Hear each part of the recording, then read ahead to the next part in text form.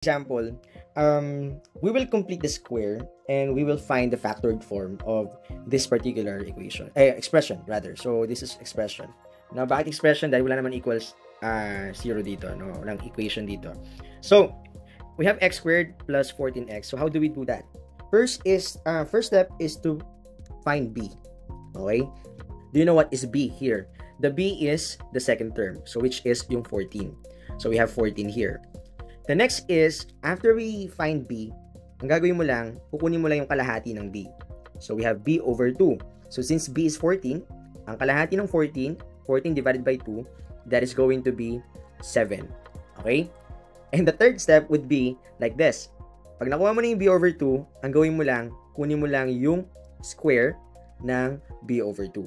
Alam natin ang b over 2 is 7. Right? So, 7 quantity squared, that is going to be 49. Okay? So, yung 49 na yan, mahalaga na yan.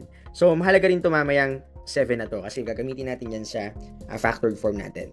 So, ngayon, I will write here the original equation or expression plus 14x and I will add the 49. Bakit? Yung 49 na yan, siya yung magdidikta para makumpleto na yung ating square. Kagaya ng figure na ipinakita ko sa inyo kanina.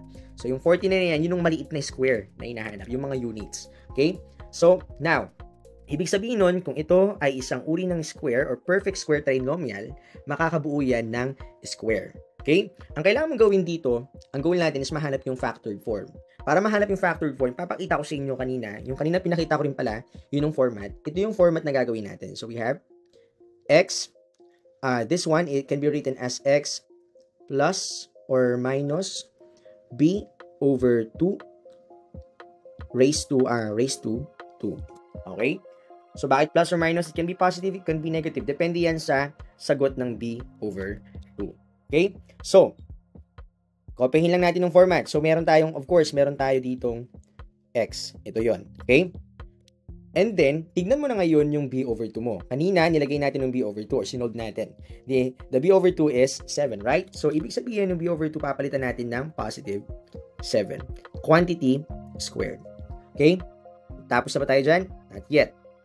Actually, yun na pala yung final answer natin. So, that is going to be the factored form. Okay? So, since nakuha natin ng format, yun lang naman pala yung nahanap natin. The factored form, so, isulat ko lang dito. Factored form is this, the quantity of x plus 7 squared. And that's it. Ganun lang gagawin natin for this particular expression. Okay? O, sige, next.